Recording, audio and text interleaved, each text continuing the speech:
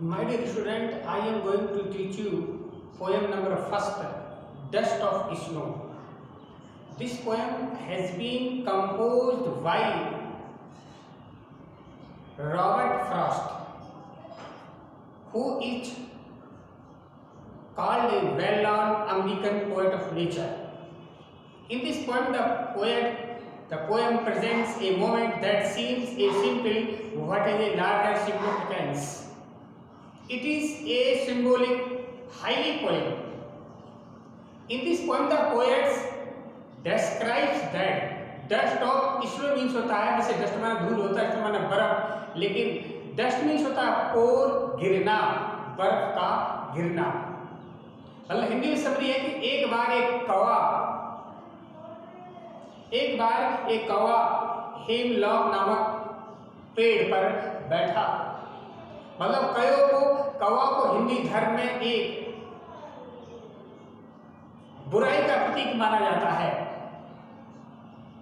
A crow is looked upon a omens according to Hindu religions, and hemlock is a poisonous tree. No one wants to stand under the tree because it spread a poisonous airs. So both are the symbol of a omens. मतलब कवि ने कहा है कि जब कोई बिल्ली रास्ता काट जाती है तो हम उसे अंधविश्वास मानते हैं। तो कवि ने इस पोएम में अंधविश्वास दूर करने के लिए कविता लिखी है कि हमें अंधविश्वास नहीं करना चाहिए। यदि भले ही कोई बिल्ली हमारा रास्ता काट जाती है तो हमें यह नहीं सोचना चाहिए कि हम किसी काम के लिए जा रहे हैं, वो कार्य पूरा होगा या नहीं। तो कवि का मतलब कवि ने अंधविश्वास दूर करने के लिए पोएम लिखी है। उन्होंने कौवे और हेमलॉक ट्री दोनों को एक अंधविश्वास का प्रतीक माना गया है।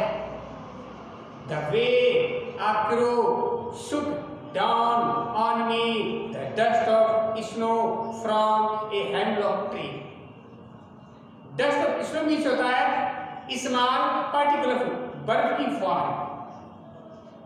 एक बार एक कौवा हेमलॉक नामक पेड़ पर बैठ गया और जैसे ही वह पेड़ पर बैठा तो पेड़ बर्फ से ढका हुआ था और जैसे ही बैठा तो बर्फ के टुकड़े पेड़ से नीचे गिरने लगे। अभी तो हमने नहीं देखा कि पेड़ के नीचे कभी बैठा था या नहीं बैठा था, ये तो केवल कवि की कल्पना है। जहां न पहुंचे रवि वहां पहुंचे कवि।